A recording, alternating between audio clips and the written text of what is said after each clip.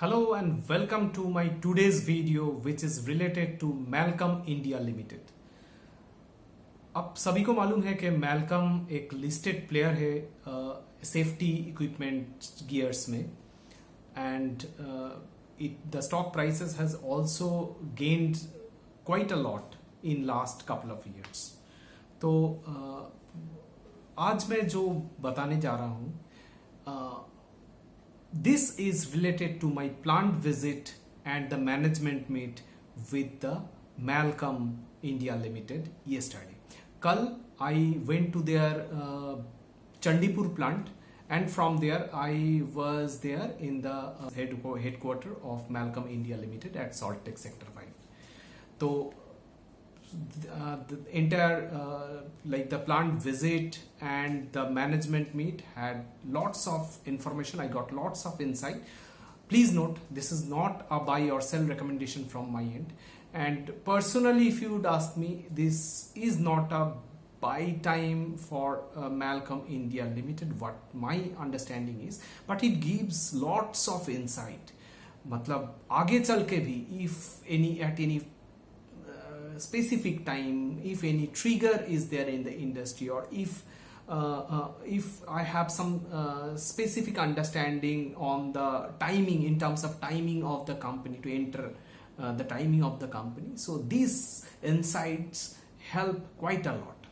तो आपके लिए भी हो सकता है कि इस इंडस्ट्री को ट्रैक करने के लिए, स्टॉक को ट्रैक करने के लिए ये इंफॉर्मेशन काफी मीनिंगफुल हो सकता है. तो let's start the discussion. I met Mr. Ajay Mal, who is the MD of the company, Mr. Giriraj Mal, who is the executive director of the company, and Rohit Mal, who is the general manager of the company. So this is basically a family run professional house. So Mr. Rohit Mal, who is the youngster, like he has joined a couple of years back with his father, Mr. Ajay Mal, and Giriraj Mal is the brother of Mr. Ajay Mal. So let's understand the business first. They are basically into wearables, wearable safety gears, shoes, safety shoes, and gloves, and also helmets. Yes, also helmets. Now, very important is, I told you that I have visited their Chandipur plant.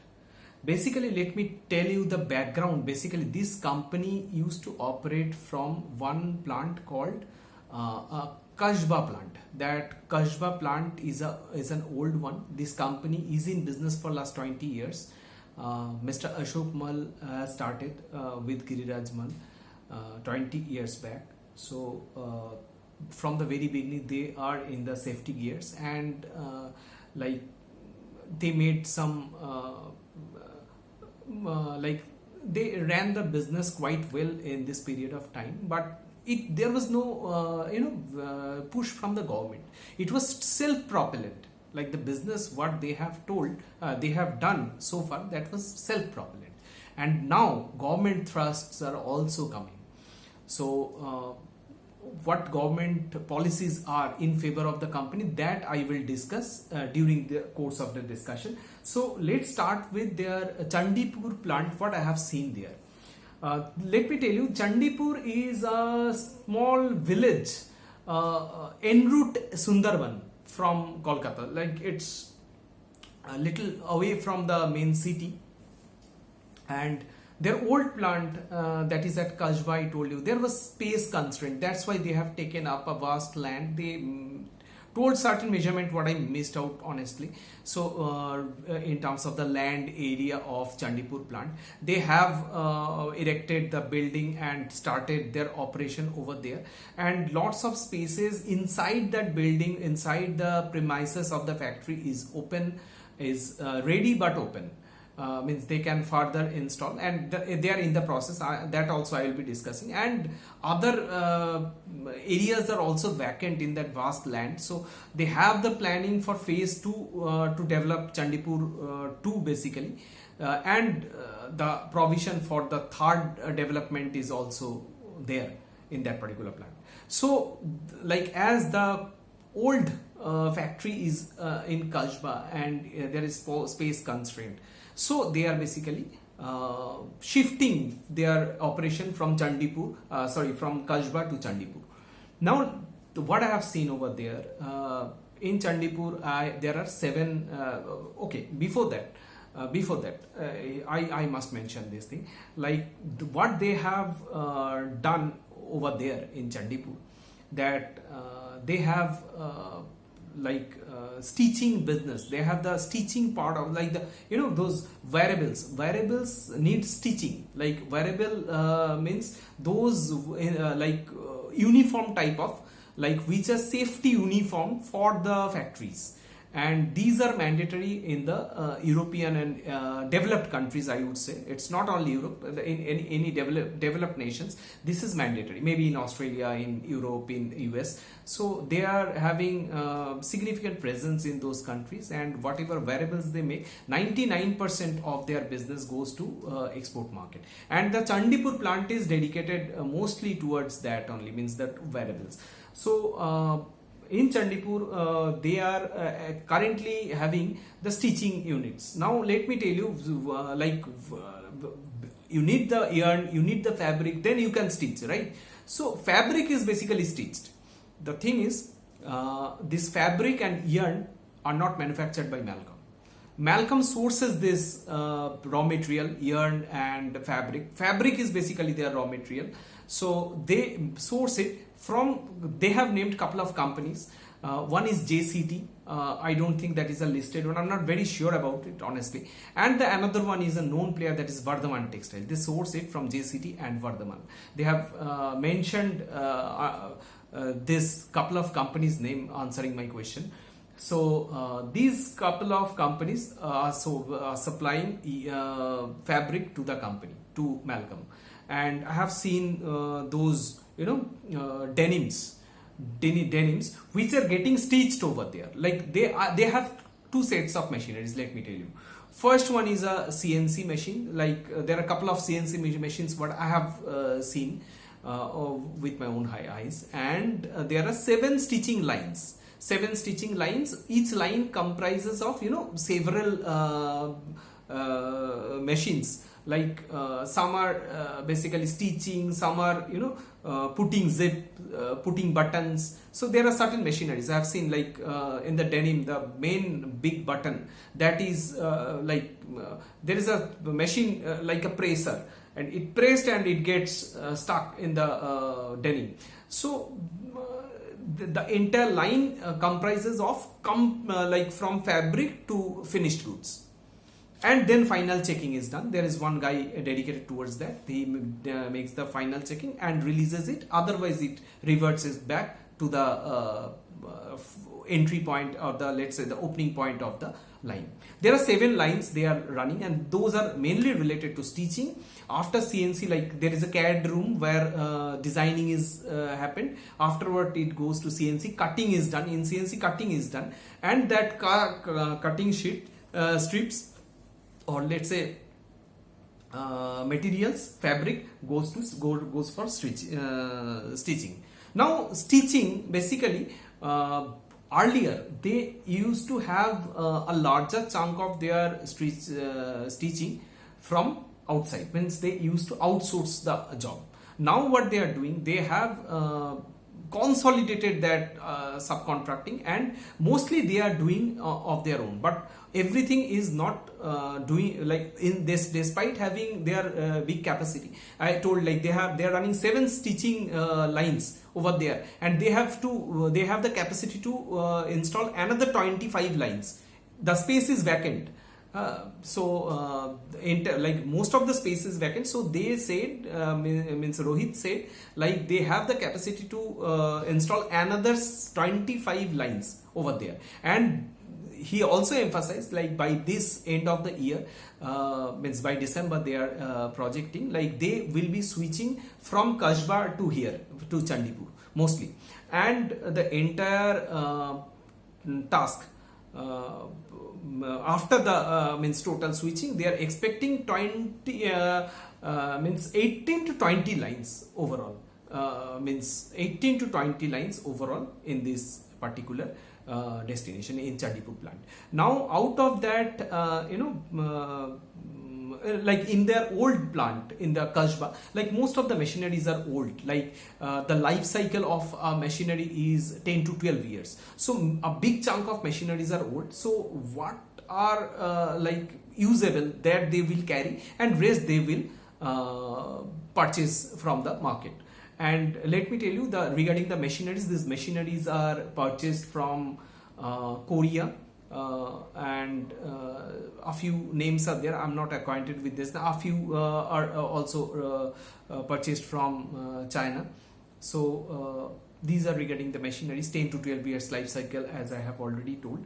And like the Chandipur plant, like I was discussing regarding the stitching plant. In the Chandipur plant, what they are doing at this point of time, the subcontracting, what they used to give it outside, now they have reduced the subcontracting job, and they are doing it in-house. But they are not going to completely close the subcontracting. They will keep it live, and what they are doing, they have made some, what should I say, like tie up with some local NGOs, and they are basically giving training to the workers, like who are from the vicinity, maybe from the city. So they are coming there, like those are labor, and this industry is very much labor intensive. The entire textile is labor intensive. This is a part of textile that I will be discussing in the later part. So what they are doing, like they are giving the training that workforce, and giving it to the subcontractors, and those people are doing the job contracting under the subcontractor, and then they are supplying it to the company. So they want to keep it alive, because for certain cases these are really profitable for the company. The operating costs are less enough for running in that way. For certain cases, they are also giving some machineries and infrastructure to the subcontractor. There are 8 subcontractors at this point of time for the company. So this is about Chandipur plant. As I did mention that there are 7 lines running. So what the management has mentioned, that for installing a complete line takes around 20 LK. Around 20 LK. So when Kasba will be shifted here, like our part will be new machineries, and our part will be brought from Kasba, which are which has life. So they have, as I mentioned, that they have 7 lines running, stitching lines running. They have 5.5 thousand, means 5,500 cutting pieces capacity in the house. 5,500 pieces per day. And as far as shoes are concerned, they have capacity of manufacturing 2 lakh safety shoes per month. And now I will be discussing regarding the this is wearables. I have already discussed, and in wearables the problem is the entire market goes to Europe and those developed countries, US and all. And India is way behind this wearables market, because although government has spelled about the safety, but it's not mandatory. So wearable market is yet to be groomed in India. But yes, with foreign AMCs coming in India, and they are very stringent in terms of their operation and all, that's why gradually it is getting taken up by the manufacturers. And once it will be the mandatory for many MNCs, then gradually Indian manufacturers are also will be bound to take up those safety equipment. So the market size is huge. Okay, so next one I will be discussing regarding helmet. Helmet is something when the company has their own company has their own mold, and the injection is given outside. So the injected item comes molded in the company, injection is done outside, and what they are doing final assembly, that's it. Now as far as raw materials are concerned, overall raw material I would say, So as I already mentioned, as far as fabric is concerned for the wearables, they are coming from JCT and Vardhaman, and a few specific items like some zippers, some buttons are not available in India or may not be very favorable in terms of its prices and all. Those are coming from China. So 15% of the overall raw materials are coming from China. And what they have said, what the floor manager, Mr. Sudipta Viswas, I am not very sure about his designation. He is some director of the company. What he has told, he was also with me in the floor of Chandipur. So what he has told, he told this capacity means this helmet manufacturing capacity. Oh, sorry, I was referring the Chandipur plant fabric capacity. This company basically sources the raw material fabric with 1 month inventory holding period. So inventory days is around 30 days you can consider on normal course of time. And then it goes for cutting, after cutting it goes for stitching and final dispatch. So entire process takes 30 days, and by the time again reorder takes place. So this is the process how the things operate. So often company gets some idea from the purchaser, from the importer or whoever. So they give some certain projection, based on that they sources the raw material. So okay, now helmet I was referring, injection is done outside and mold is held by company, and final assembling is done in-house in the Chandipur plant. And as far as shoes are concerned, yes, shoes, 75% of the shoes are sold in the Indian market. Safety shoes, 75% are sold in the Indian market, and rest goes to overseas destination. Now, as far as gloves are concerned, the company is manufactured. Company said it's a huge opportunity. Gloves is a huge opportunity. Now, quality of gloves, some gloves are available, but they are saying the quality of gloves are not up to the mark for many players in India. And what happens, as long there is no mishap, gloves is working well. Whenever there is a mishap, gloves fails to protect the worker. So this is basically creating an awareness of quality products. Quality is an issue. Although there is a BIS standard to be maintained, but it is never maintained. And although companies' products are a bit costly due to maintaining the BIS standard, but gradually awareness is coming in the market over the period of time, and that is a trigger for this shift from the unorganized to organized player, or let's say from less effective products to quality products. So who are competitors? The company mentioned one known company listed player, that is Honeywell. Honeywell is one of the competitors, but please note, Honeywell cannot be treated as a proper peer from the analysis point of view, because Honeywell has a very variety of business line. And what Honeywell does, in the safety category, what the management said, they make a revenue of around $2 billion from this safety category, but I'm not sure whether that is in India or global. Now again, management also mentioned Honeywell sources some of the products from the company and brand its own and sell it outside. Now Honeywell, according to this management, Honeywell does not manufacture the safety gears by themselves. What they do, they sources from various vendors, sources some materials from Mallcom also, sources from various vendors and put their brand and sell it in the market. That is their safety business. And 3M is in mask, we all know. And another few competitors they have mentioned. One was Ansal. Ansal is basically in the safety shoes, and they are also taking some of the material from some of the product from Mallcom and selling in their own brand. Apart from that, they have there are brands like Karam, Hilson, Acme. These 3-4 names they have mentioned. I was not aware of it. and also they mentioned like 70% of their Mallcom shoes are sold in the Indian market. Now, is the competition fierce? No, basically what they have said, like this competition is very healthy competition, and this is required with awareness, like with growing awareness. This competition basically creates the market. And as far as risk is concerned, competition is not a risk is counterfeiting.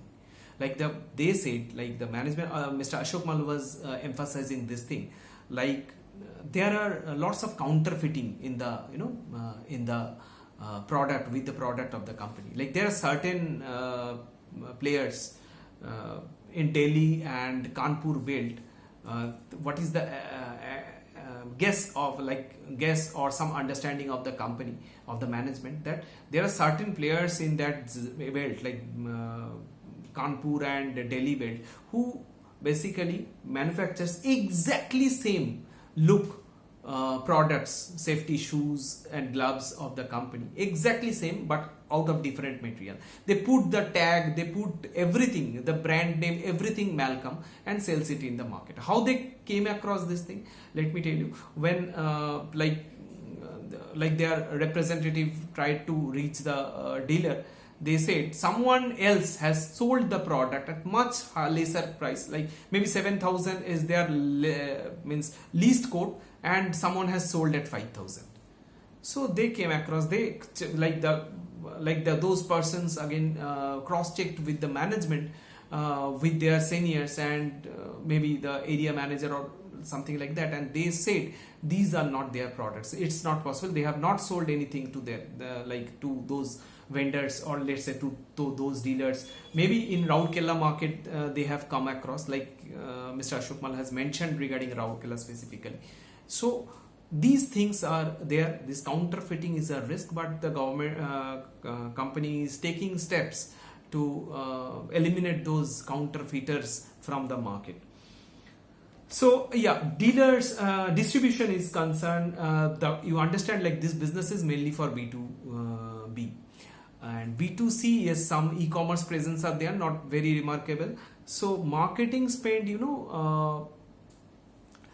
it's not big. Why it's not big? Because it's not B2C, it's B2B, and they make certain advertisement in Forbes, in Fortune type of magazines, and targeting the CEOs of the company. That's it.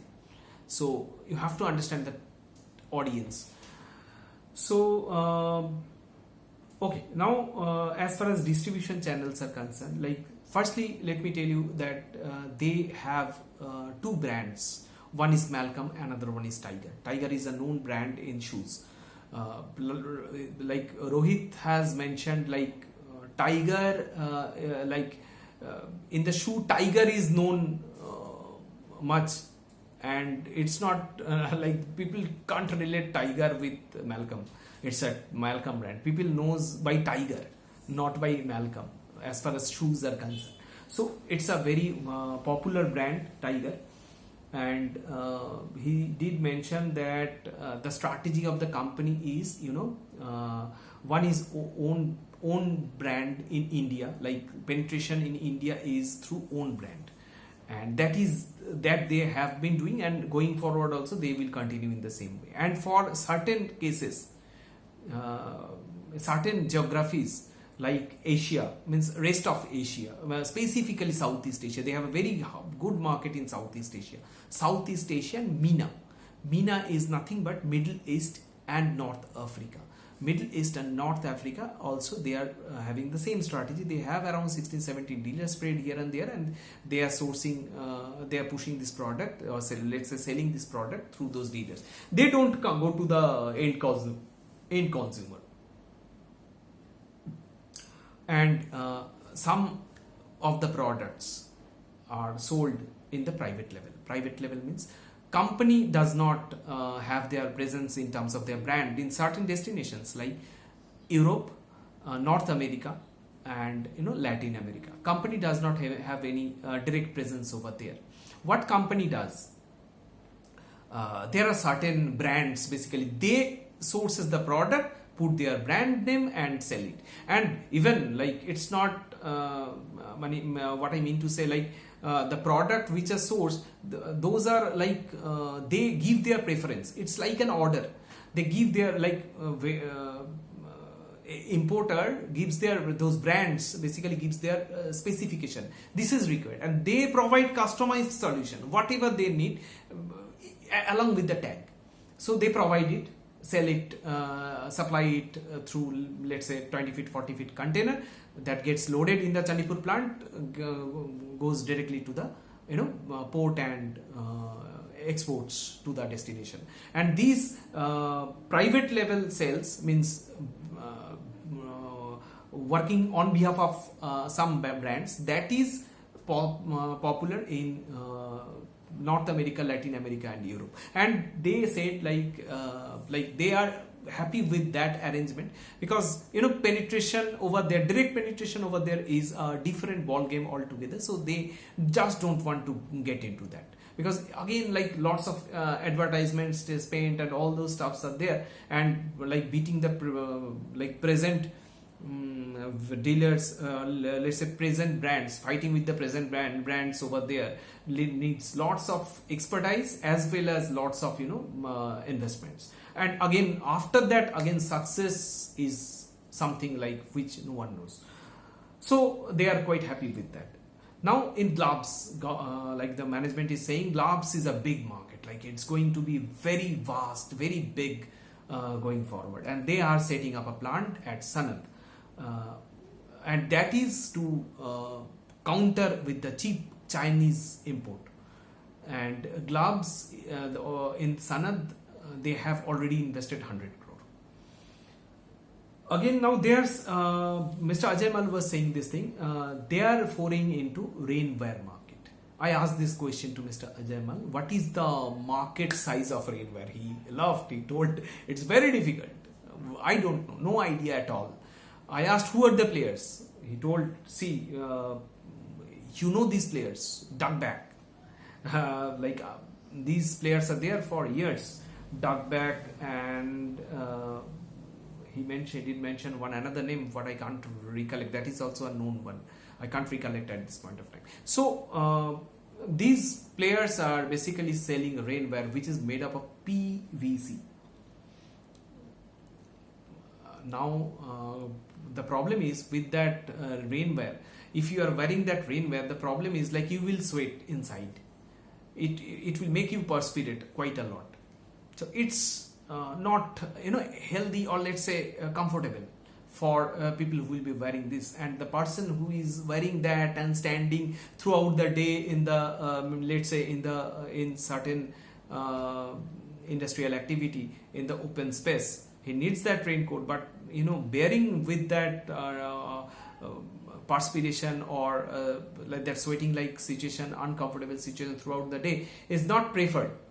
So they are making a product which is made up of polyurethane, PU.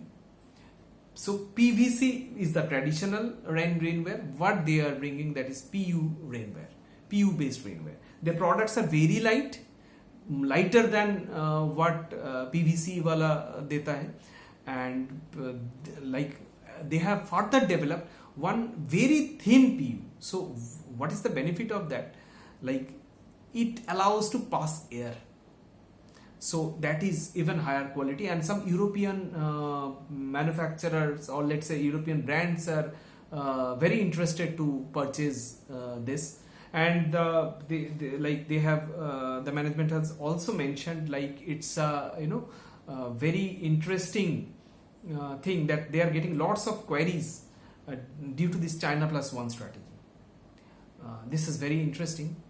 Chinese players are cheaper in terms of their product quality due to the management mentioned that raw material in the international market, like Chinese manufacturers, Chinese raw materials are 15% cheaper than Indian manufacturers.